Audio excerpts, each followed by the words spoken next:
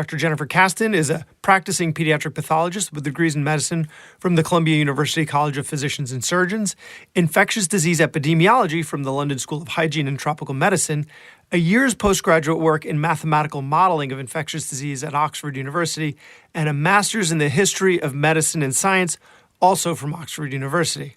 Now that's a lot of school. She's only had a Facebook page since March, but she has already become a phenomenon with many of her posts going viral. And if you don't follow her, you should. Her understanding of pathology, lab testing, virology, and mathematical modeling make her uniquely suited to understand so many facets of this pandemic. So I crowdsourced some questions from the COVID-19 physician group, and she was kind enough to sit down with me for over an hour and a half answering those questions, virtually, of course. In the second half, we discuss some of the sequelae, like coagulopathy, but we really spend most of the time talking about the path forward: herd immunity, cross-immunity from other coronaviruses, durability of immunity, a vaccine, and the quirk of spread among children, or rather, lack thereof. Welcome to the Physician's Guide to Doctoring, a practical guide for practicing physicians. Dr. Bradley Block interviews experts in and out of medicine to find out everything we should have been learning while we were memorizing Krebs cycle. The ideas expressed on this podcast are those of the interviewer and interviewee and do not represent those of their respective employers. Those on this podcast accept no liability for the outcomes of medical decisions based on this information. As the radiologists like to say, clinical correlation is required. This is not medical advice, and this does not constitute a physician-patient relationship. If you have a medical problem, seek medical attention. And now, here's Dr. Bradley Block. Shopping for disability insurance can be complicated and time-consuming. Wondering if you're getting the best prices and discounts while in training can make the process even more overwhelming. Pattern believes doctors have more important things to do than spending hours sorting through numerous insurance options. This is why thousands of doctors trust Pattern to help them compare and understand the insurances that they are buying. They do this in 3 simple steps. First, request your quotes online. Second, compare your options and ask questions. And third, apply risk-free. Be confident you have the right policy so that your income is protected. With discounts for doctors in training and some relaxed requirements during the pandemic, now is truly the best time to request your disability insurance quotes with Pattern at patternlife.com/partner/PGD. Again, that's patternlife.com/partner/PGD for Physician's Guide to Doctoring. You know, we're being asked to allow people to go back to work, right? And now the CDC has guidelines on back to work, and it follows symptoms, right? It doesn't follow swab negativity. But we're being put in the position that that's what people are asking for, that's what companies are asking for. Is there a specific reason or a cogent argument for not doing the testing? Right? I can't think of one. I don't want to contradict the CDC. They might have been saying that in a climate of testing scarcity. Yeah. Which is it's still the case in various parts of the country. But if you're detecting RNA, couldn't you be detecting degraded RNA in a patient who is currently asymptomatic and no longer? Absolutely right. We've seen that, especially there's been some good data out of Korea that's shown that people that have these very long, lingering infective courses where they first tested positive 5 or 6 weeks prior. They've been utterly asymptomatic for 3 weeks, but they still show a positive. RNA that's been recovered has not been able to infect cells. So it's not infectious virus. There's been some internal CDC data that they haven't published that backs that up pretty nicely. But I say... You think those are the zebras? Well, I say, here's what I say. You should probably assume if you are getting viral RNA out of a COVID patient's nose, you should probably assume that it's infectious. On the other hand, if you are getting viral RNA off of a table in a room where a COVID patient was, hours or days prior, you should probably assume it's not infectious.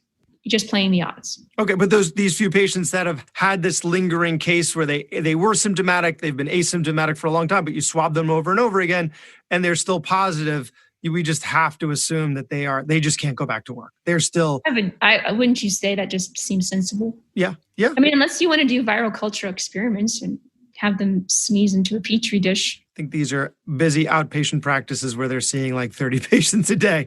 I'm not sure But they have that's the how it bandwidth. works on TV. Yeah. You have your lab right in the back. You've got your lab right next door, like you with your microscope in your Facebook picture. Yeah, that's me. You carry your microscope everywhere. I carry it around. Yeah. Have a microscope. Who doesn't have microscope? Or higher. Will travel. Will travel. When's the best time to test someone? Like, does that change? So if we Tuesday suspect at someone, 8 o'clock. 42. So if we have someone who's highly suspicious, we suspect a false negative, we want to bring them back and do a second test. Is there the right time to do it when we should expect maybe a higher viral load, so there'll be more sensitivity, or we just do the same test again? Or should we change tests and maybe look for IgM? Those are all wonderful questions, and that is why a lot of the big medical societies are in the process of coming up with a national testing strategy, so people don't have to come up with these ad hoc algorithms and reinvent the wheel at every single place where they practice. All of those are extraordinarily valid questions to go into the national testing strategy. So, you should give it a little bit of time, right? Don't you think? At least, some time for the virus to replicate, some time for it to double. The problem with serology, and I think we will come up with a nice algorithm that involves serology as well as diagnostic PCR. But the thing is, IgM rises so extraordinarily late in this virus that it's basically concomitant with IgG. It's very unreliable before about 10 days. And then by day 14 or so, it's pretty reliable. So if you're going to make an antibody response, you're going to usually make it by day 14. And IgG is coming up right around the same time. So you have this period where a very large fraction of patients are going to have A, positivity for infectious virus, B, positivity for IgM, and C, positivity for IgG all simultaneously. And conversely, the IgM could wane. You could still have someone with infectious virus and IgG. So simply screening people with IgG and saying, aha, they're immune, I don't think that's a good strategy, because you'll need to reflex to PCR to make sure they aren't in that window. But like I said, this isn't just me sitting here in this chair. All of the specialty societies are working really hard on putting this into guidance. So the IgM and the IgG, that gets to your question, right? What is the question? The epidemiological question is, how big is the denominator, basically? Oh, I'm confused. Sorry, I'm confusing questions. I thought my mistake. It was about the immunity, right? Well, it's the serology question. So okay. It's how many people have been infected and how many people are immune. So most epidemics are modeled in 3 and sometimes 4 compartments of the population: S, I, and R: susceptible, infected, and recovered. And you model how people move from compartment to compartment. And until we started having any population level serology data, the R compartment was an absolute unknown. And the size of the R compartment dictates absolutely everything. It dictates all of the true rates. So what's the true infection or case fatality rate? What's the true hospitalization rate? What's the true ICU admission rate? The true mechanical ventilation rate? All the things we want to know. More importantly, it shows how many people in the population are immune, so we can actually start to guess what's our herd immunity threshold, our HIT, how close are we to it. It will help us figure out if antibody response actually confers individual immunity, as all the data quite encouragingly is pointing to, but of course hasn't convincingly demonstrated yet. So I try to divide, it's a little bit of a simplification, but I divide the epidemiology of this whole thing into 2 camps. One I call the big denominator model, which is where there's a huge fraction of asymptomatic or mildly symptomatic infections. And the other model I call the cases model, which is where basically people say, sure, there's certainly cases we haven't captured, but the ones that we've got documented are a pretty good proxy for how things are going on. And that was the dominant model in the US until April. And it's the model, for example, that the IHME used when they made all of those projections that the White House based their policy on, that most of us discuss on social media quite a lot. That's a pure statistical extrapolation. That's all it is. That's not even an epidemiological model. It's a statistical model, and it just models the shape of the curve. So you have to assume that each data point on that curve is accurate. which is what they were doing. So we can go back to New York. I think New York's a great example. Again, New York would be anyone's pick for our US domestic hotspot, right? And yet we didn't have a single case reported until March 1st in New York City or New York State. And the first case in Seattle was January 20th. So what was going on? The first case was a woman who was a healthcare worker who had just come back from Iran and she became sick. And so everyone said, right, well, that fits the narrative. And she was isolated and quarantined. The very next day, March 2nd, case 2, was that gentleman in New Rochelle who, again, mostly socialized with members of his synagogue, worked in a small law firm he owns with his wife in Midtown, and obviously had no connections whatsoever to foreign travel. And even then, people said, well, it's a mystery, but somehow it must have happened somehow. So they quarantined New Rochelle, right, with the National Guard. So that again, worked.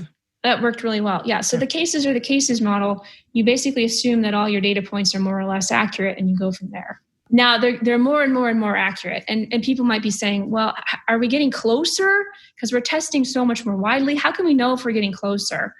I think the New York area is a really great place to start because one of the best markers for how well we're doing in capturing cases is the percentage of tests which are positive.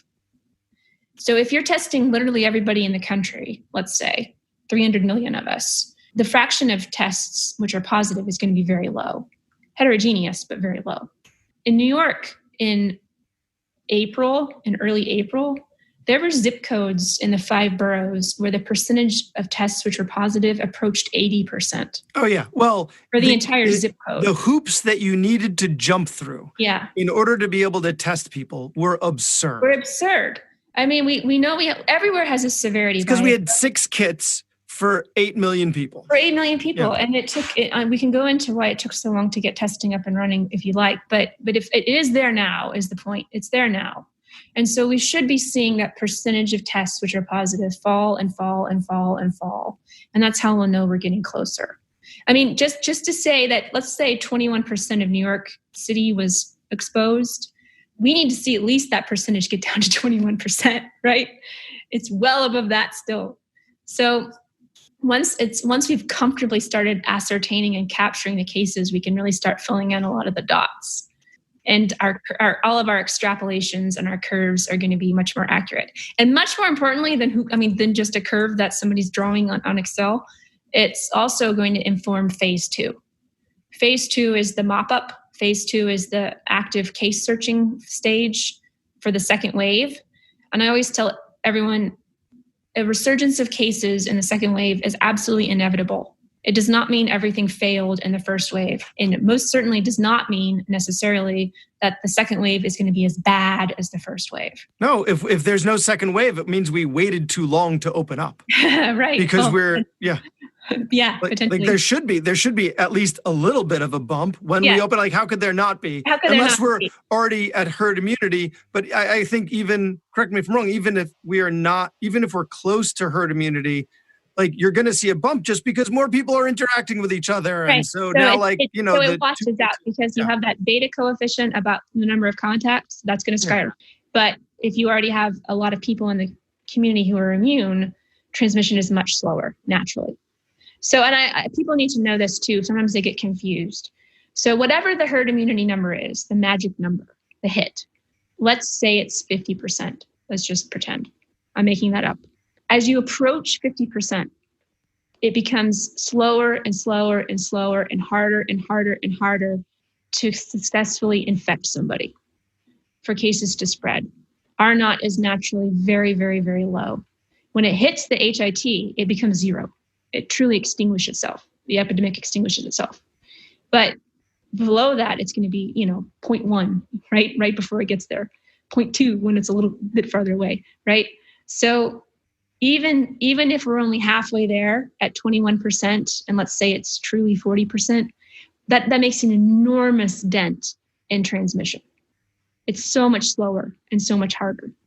So any successful strategy for phase 2 involves a lot of labor on the part of the health department because it's going to involve a lot of active case searching and tracking people and quarantining their contacts and just tracing all their contacts. So until you have widespread testing in place, until you know how many cases you're dealing with, and more than that, who they are, you can't, in my opinion, open up. It's just automatic. Like that's automatic step one before allowing people to mix again, is getting a good finger on the pulse of active infection, being ready to quarantine and contain it once things mix again.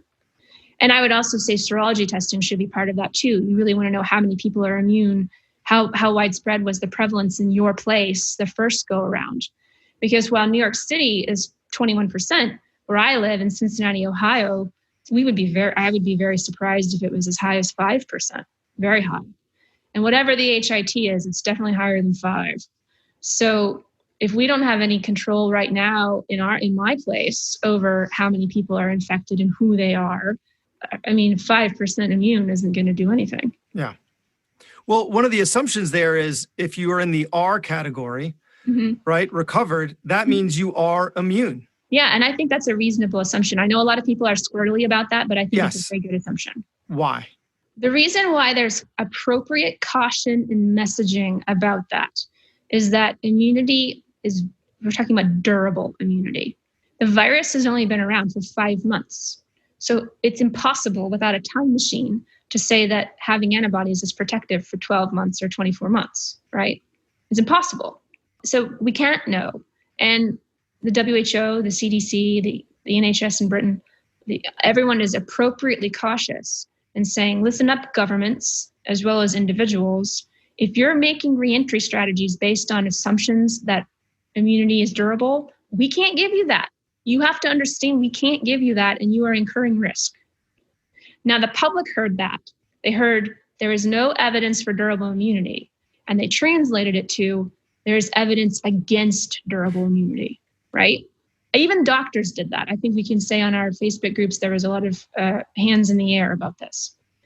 And on the contrary, though, we have some really good evidence. We have excellent neutralizing antibody evidence. It shows very good protection in people who've been infected against future infection.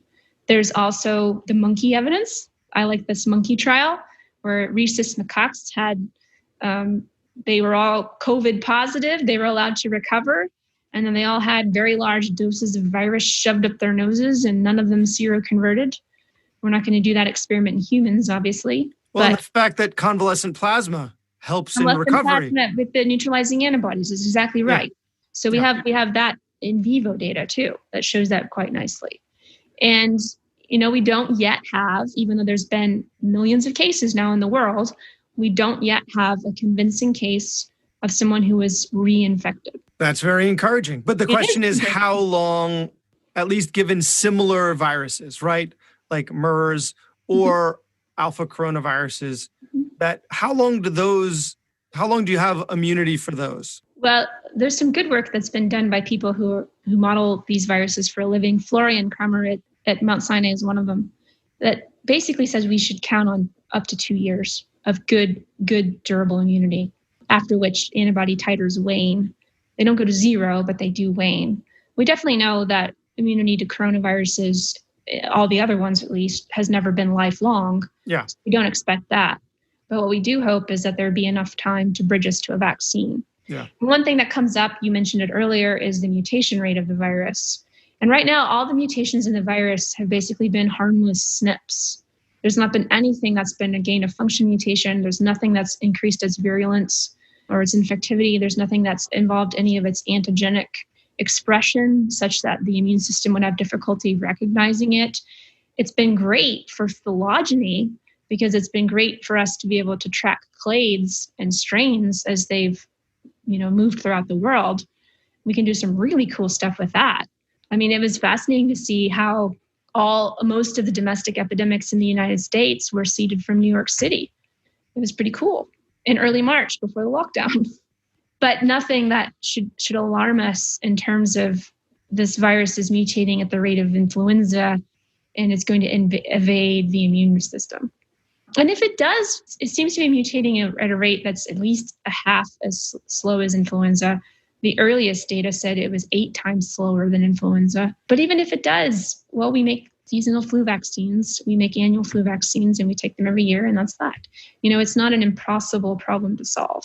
Yeah. If we have 2 years, though, of durable immunity, that should be enough time, I would hope, to bridge us all over to a vaccine. A vaccine, and then you get your flu shot, you get your coronavirus shot. COVID, COVID is going to be with us forever. It's going to be part of every respiratory virus panel that you ever run in the future in a hospital. It's going to be a seasonal thing. It's going to be reported in MMWR every year. It's here to stay. It jumped, just like every other virus that we have jumped. So let's talk about antibody testing, right? Because now we're getting a lot of that, or all of that data from the antibody testing, but the tests are not great, right? Well, there's good news on that front. So 6 weeks ago, it was the wild, wild west. And I think people who read my blog know about this, but quickly, the FDA, in the state of a public health emergency, which was declared in early February, basically dismantled all of the normal regulation surrounding testing. Let the market decide. Well, that's basically what happened. And so we're so used to having such an enormous amount of goodwill and trust in the quality of our tests and our devices and our drugs that it took some time for everybody to adjust. But basically, that's exactly what happened. So normally in a public health emergency, you could apply for something called a EUA, Emergency Use Authorization. So you would submit your data about how good your test was and the validation data and the safety profile and all that. You'd submit it to the FDA and then they would take it at face value. They wouldn't independently verify it. That is approval, and that takes years. And that's when they basically go through everything with a fine-tooth comb and say, hey, you weren't lying, this thing works. That's awesome. There's no time for that. So now they just take it at face value and say, okay, we believe you. Well, even that wasn't fast enough. So they just finally said, all right, everybody, we ride at dawn, saddle up.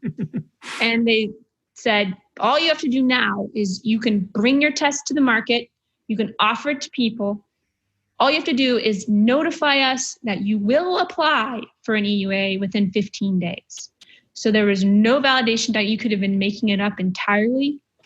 And so as a result, just relabeled pregnancy tests. It could have been. Within a month, there were 90 different serology tests on the market in the United States. And they free market. And that's, if people want a free market without government regulation, that's what you get. And I mean, some of them were literally substantially worse than flipping a coin. The city of Laredo, Texas is an unfortunate example where they decided they wanted to be the first city to do a serosurvey, which is awesome. They bought $500,000 worth of tests with city money from China. And the test had a 20% reliability rate. Oh. So it's worse than flipping a coin. Yeah. Literally, you should whatever that test says, you should do the opposite, because then that would be 80% right. Right? I mean, so we're just not. It was just backwards. That's what it was. The test exactly was just backwards. Right. Yeah, it was actually not a bad test. Not a good one, but not a bad one. It was just backwards. We're just not used to that in the United States. Yeah. Right. We don't have that degree of suspicion. So the good news is that, first off, several very high quality, very accurate, reliable tests are on the market now from very established actors, both commercial spaces as well as all of our famous academic institutions who've developed their own in-house laboratory developed tests. So we're in a great space now. Okay. The other great news is that the FDA clamped down on all of those like jokers in hazmat suits in parking lots who bought tests off the internet, all that. Yeah. That's over. You now have to run these tests in a laboratory with a CLIA certificate and all that. Got it. Okay. So we're in much better shape is the bottom line. Because that's where some of the questions were going is like, what should we even be telling our patients about the antibody testing? But I guess let's update it for now that the tests are reliable. Tests are reliable. So here's the thing. Right now, they are a public health act and they are not a clinical act. So if you perform antibody testing on your patients, you are contributing to knowledge and the public good, but you are not yet contributing to the care of that individual patient. Got it. It's not accurate enough. It shouldn't be utilized in patient management. So they shouldn't be making any decisions based on that. Well, I mean, again, we're rolling all the data that we're collecting into a national testing strategy. The other really important thing to remember, again, everybody's favorite class, biostatistics, is that the positive predictive value of a test is predicated on the prevalence, right? Say that again for the people in the back. The PPV is predicated on the prevalence. So a positive result where you practice in Nassau County is probably a lot more reliable than a positive test in northern Minnesota. Yeah. Right. And so we won't know the prevalence though until we test lots and lots and lots of people and get an idea of it. Right. So it's this sort of murky state of unknowing right now. So that's the answer, is when our patients ask about antibody testing, we will tell them, yes, you can have it. It might satisfy your curiosity, but it's not reliable enough to do anything but to contribute to the public good. Thank you for your contribution. Yes. Okay. Gold star. Okay, great. Gold star. So you mentioned 2 years of potentially 2 years of immunity to get us to a vaccine.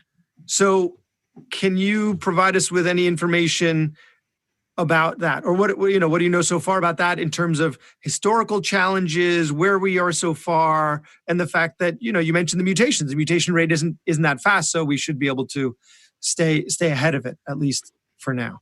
Well, what's amazing is the breakneck pace of scientific research and advancement into the vaccine development. And COVID has brought the world together in ways that we've never seen before. And it's really encouraging, I think. If my town's Facebook group is any reflection, it is not bringing us together. This was devoid of political posts, and now it is nothing but political. And this is like the school district, and it's tearing us apart. But you're right. But in terms of STEM, right?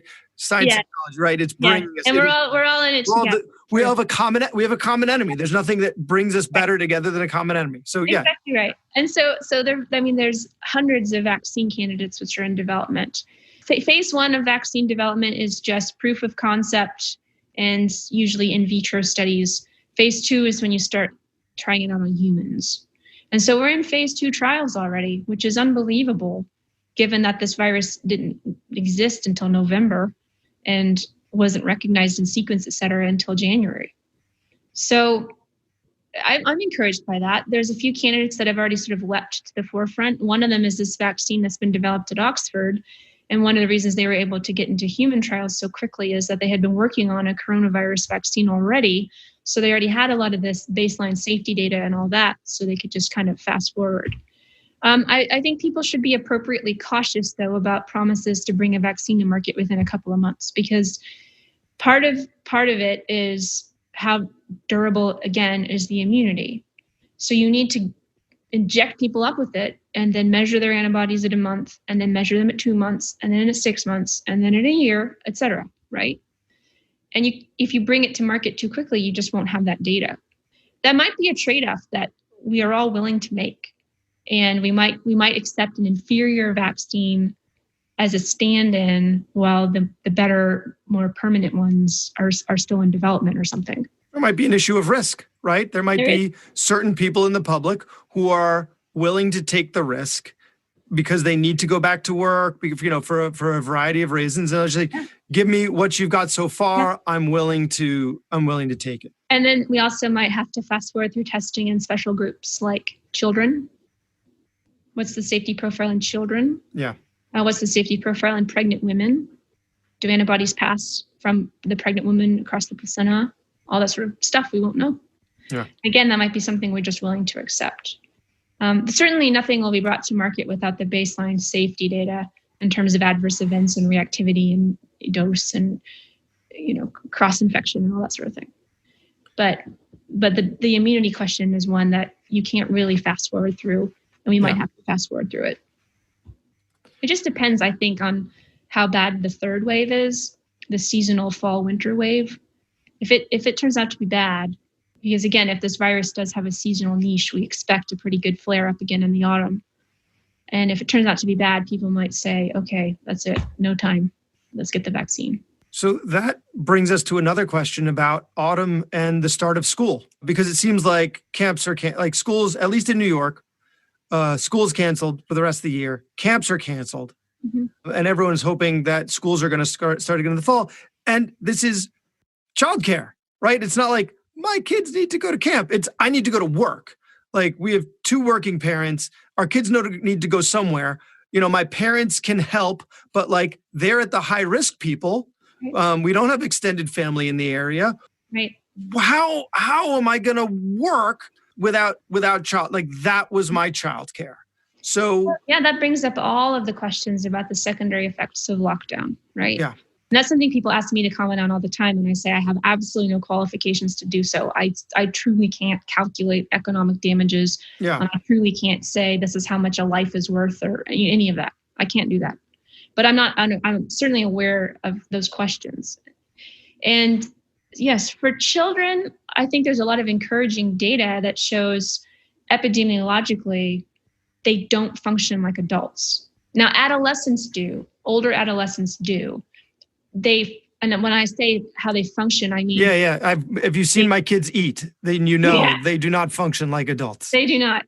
Yes, but also, can they transmit the virus to others the same way that adults transmit it to others? Adolescents, the answer seems to be yes, even though, of course, they do well. They don't get sick and die at the same rates as adults, but they are vectors. Yeah. Whereas younger children mostly seem to be dead ends. Now, when I say mostly, I mean mostly. I'm not saying it's zero. I'm not saying it doesn't happen, but it happens at much lower rates. And so how do you know that? That comes from a lot of observational data. So other nations, not ours, have done really good case cluster tracing. And in China and Korea, and then in a few places in Europe, they looked at all the clusters and saw who was the first person. And again, the unit of transmission is almost always the family or the household. It's not the community for children. This was before schools were shut and all that too. Yeah. And so they would see, adults get infected. They bring the infection into the household. Everyone in the household gets infected, but then it just kind of stops. Children don't seem to spread it to each other in schools very much. Isn't that counter to... It's so counterintuitive to all of us who have young children who see them as living, adorable Petri dishes. Yeah, like that snot on the Trix box is everywhere in my house. Like, they all get, but the school, they all get like one kid gets a cold, they all get the cold, right? That's how is this one? There was a really nice shoe leather epidemiology study from Europe, tracing an infection cluster from this ski chalet where people from the UK and France and Italy were all sharing the chalet, including a 9-year-old boy from France. They all got infected. They all went back to their home countries and spread the infection to everybody else, including the boy who went to school. And they traced this boy, because again, this was in the earliest stages before schools shut. This was in January, in early Feb. And this boy had contact with 114 people. And he was actually co-infected with another respiratory virus at the same time. And he spread the other respiratory virus. So other people picked up his secondary infection, but nobody else caught COVID from him. Now that's an N of 1, so don't get me wrong, but we just don't have that detailed granular data on that many people. Norway looked at all of their initial case clusters and found that only 4 of the infection chains involved children, and they were all adolescents. And so only 4 chains had an adolescent who actually successfully transmitted the case onto somebody else. And in all the other instances, the children were just dead ends. So that's why Norway decided to reopen schools for children under 15. Sweden always kept them open for children under 15. The Netherlands had almost no cases reported in the pediatric age group at all, which is why they reopened schools for younger children. Again, adolescents, even though they do well, they do seem to be able to spread the virus. And adolescents also seem to show some more of the adult-style pathology. So they're, they're a disproportionate share of our pediatric patients who are in the ICU, who show the coagulopathy, who are showing even some of this, the new PIMS, the pediatric multisystem inflammatory syndrome. So they do well, but they do worse than younger children, and they spread it more than younger children. So I'm encouraged by all of this, and I think it could be reasonable with, again, a non-zero risk to reopen schools and daycares and camps and whatever else for younger children. The risk would be mostly to the adults who come into contact with those children. But again, if the children have such a low frequency of spread, then that risk for the adults is also pretty low. Yeah. But not zero. Wow, that's really interesting. I hadn't read about it in that detail, but when I did see it, I just was I just couldn't believe it. I mean, it just seemed like so outrageous that it was unbelievable because they're just vectors of disease, right? Are, typically. There's some people that say, oh, they have a much lower density of ACE2 receptors. But when they do have their viral loads quantitated out, many of them have very high viral loads. So interesting. Yeah. So it's complicated. It's complicated. We don't know the 42. We just don't have that answer, but that seems to be the case. Interesting. Yeah. I think really encouraging. I think parents and anybody else who cares for children should feel somewhat encouraged that if they need to send their kid out for childcare because they need to work and they need to pay the rent, it's not like a death sentence. They're not sacrificing their child on the altar of their job. But we are seeing sequelae and we are seeing some pretty sick kids. So to your point, it's not absent of risk. It's just lower risk than you would think. So, being a pathologist, you're the one seeing all of this, right? So let's talk about the sequelae that you're seeing. First, what are some of the lesser discussed manifestations of COVID that you're seeing? The stuff that may not be in the to be clear, in my clinical practice, I'm not seeing hardly anything. Oh, right. You're in a place where there might be 5% of people having it. Right. And also I'm a pediatric pathologist. So children are just doing so well with this that we're not seeing it. So everything that I discuss is always other people's work. I'm just the hack who tries to understand it and translate it and spread it around. But so there's been a really interesting couple of phenomena, which people, of course, have noticed clinically too. The first is this really interesting coagulopathy.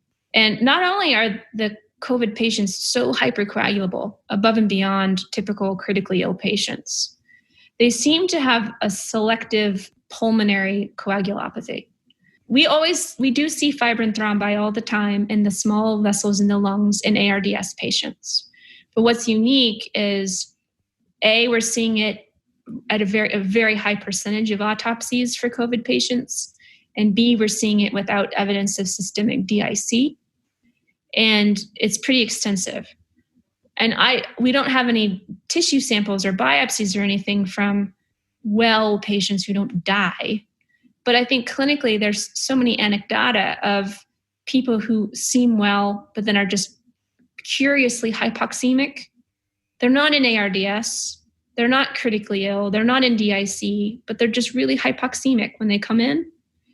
And I wonder if it could be this pulmonary intravascular coagulopathy, which is a new term that was coined in Ireland because they saw it so frequently in their COVID patients. But there's a selective response in the lungs to making these little thrombi. And of course, whenever the small capillaries are clogged up with thrombi, you can't have any oxygen diffusion, right? So you'll be hypoxemic. But it wouldn't be enough to show up on imaging. No. And it could also show up as just those really fine reticular sort of ground glass opacities that we discuss all the time. We also know that the virus infects endothelium now. It's not just the epithelium, but the endothelium. And the endothelium also expresses ACE2 receptors. So I think it's reasonable to hypothesize you have a patient with a very high viral load, and it's just the lungs are teeming with virus, and the virus crosses over into the blood vessels, infects the endothelium. And of course, once you've got virus in the blood, you become viremic, so the virus can be disseminated throughout the rest of the body. So there have been some really nice papers that have shown SARS-CoV-2 in the glomerular capillaries in the kidney or in the small blood vessels in the bowel, causing people to show like a mesenteric ischemia picture. We obviously see it in the skin all the time. There have been lots of nice derm biopsies where there's great microvascular thrombosis. Oh yeah, is that COVID toes? COVID toes. The COVID toes are the chilblains are probably a vascular occlusive event. We certainly see arterial thrombi. There was that Broadway star that had to have his leg amputated because he had an arterial thrombus. There's a screamingly high rate of VTE, even on therapeutic anticoagulation. The virus is it just makes people clot. Yeah. Are you taking aspirin? I'm not. That's something the cardiologists have been discussing though. I mean, it's not a platelet pathway, right? Number one. It thins the blood. So it's more like like some hand waving. It's more like I mean, it's a complement fixation thing, partially. And so it involves the innate immune system. And then it's also, well, there's a lot of factor 8, that like increased factor 8, which is always an acute phase reactant, but that's massively elevated in COVID patients. So I don't know if aspirin would really touch any of that. It might make you feel better. Yeah, but feel a little more comfortable. What about, so you are a pediatric pathologist, so let's talk about the PIMS. Yeah. And the Kawasaki-like syndrome. And actually, we are seeing a fair share of that in New York. You are. Unfortunately. Yeah. So that was, right, the one saving grace of this illness was that kids were safe. And now we're finding out that that's not the case. So pathophysiologically, what's happening here? Well, it's a hyperinflammatory response. It sort of mimics the cytokine storm in adults. But the interesting thing is that the time course, there's a lot of temporal heterogeneity in terms of how it's related to COVID infection. So some children are actively infected. They have positive COVID PCR tests for the virus. Some children have negative PCR tests, but positive serology tests. So they're in that latent sort of recovery phase. And some children, actually, a couple of them at least, haven't shown anything. They've been so far out or whatever, that they haven't shown any definitive laboratory COVID infection. So, that does raise some questions, right? Yeah. As far as the pathophys, we've always hypothesized that Kawasaki's is a post-viral phenomenon. Perhaps this is just evidence of that it truly is. We definitely have seen that cardiotropic effect in COVID that was reported very early on, even in Seattle in January. And that depressed cardiac output, sometimes very low ejection fractions, a myocarditis type picture. We are now seeing the aneurysms, the coronary artery aneurysms in PIMS. And so, what's exactly causing it? Who knows? I think it could be either the pediatric equivalent of a cytokine storm in those who are currently infected, or it could be that as you recover, you have massive amounts of dead virus in your body that you sort of are breaking down, and there could be some off-target antigen integration. And then your immune system, which is all primed and ready to go, attacks those off-target antigens. I think in a high prevalence area like New York, it's entirely possible, and I don't have any evidence for this, it's just a hypothesis, that it could be a reinfection phenomenon. So the child has fought off the virus and then gets re-exposed because the virus is still circulating around in the environment. And then that's what triggers this hyperinflammatory, hyperimmune response. Because they have immunity to it. Right. It's not like an infection is established. Don't get me wrong. It's not like they're reinfected, clinically reinfected, but they're re-exposed. And that could which triggers the immune response. And then they get this hyperimmune reaction. It could be. This is, again, it's just a hypothesis. Yeah. One really interesting thing in the original 8 children who were reported in the Lancet, and this is from London, none of those 8 children were actually Caucasian. Now, that's a very small N. Don't get me wrong. 8 children, that's it. But that's obviously not representative of the UK population or even the London population. And since we know so much about the inflammasome as well as the coagulation cascade, so much of that has like a racial or ethnic predisposition. I haven't seen any racial or ethnic data from the United States to know anything about it here. But I've been curious about that. It was rather striking. Well, the big children's hospital here is actually in Queens, which is, I think, one of the most ethnically diverse places probably in the world. So if we're going to see any type of, if we're going to be able to track some variation like that with a very contained population, Queens is the place to see. Yeah, and it wasn't really reported in China very much, or in Korea, but China had so many more cases. So I don't know. I mean, and none of the 8 children in the Lancet were East Asian either. So none were Caucasian and none were East Asian. Who knows? So one final question, and I found it pretty incredible. You've been online. You've had an online presence for how long now? 7 weeks, I think. 7 weeks, and you've skyrocketed to fame in the physician of course, the master plan. It's all about clicks and shares, baby. All about the likes. So where can people find you online? Well, I have a public Facebook page, which is just my name with my credentials. So Jennifer Kasten, MD, MSc, MSc. So with this new fame, do you have any plans to pivot, or you're just going to keep it on Facebook and that's where you will remain? Well, I'm very open to suggestions about what people would find valuable. So one thing people have said is they really wish like posts could be indexed, for example, and you can't do that on Facebook. I'd like to do that. A lot of people have asked for videos, and I don't know, that's sort of a frightening new world. I'm with you on that. And that's why this is a podcast. No videos. While you did convince me that we would both have our videos up, this video goes nowhere. If I did videos, they would be the world's most lo-fi videos. It would be like one take with no graphics, basically reading something out. and really grainy. Exactly. Yeah. It's one of those voice modulators. You're going to, those like a singer, right? Yeah. Fantastic. I'd be auto-tuned. Auto-tune. I couldn't think of it. Auto-tune. Yes. Well, thank you very much. You've had a lot of endurance, right? Your posts, you said, are like 1,500 characters, but we've been here for almost 2 hours talking about high density stuff. So I really appreciate it. I've taken away a huge amount, and I'm sure the listeners will as well. So I really appreciate you taking all this time. And for continuing to put those posts up, really, like the physician community, really, and we're all sharing it. We're all like, see, anytime there's some new video that needs to be debunked, you're a source of information. So thank you for being the signal in the noise. Thank you for the opportunity. I really appreciate it. That was Dr. Bradley Block at the Physician's Guide to Doctoring. He can be found at physiciansguidetodoctoring.com or wherever you get your podcasts.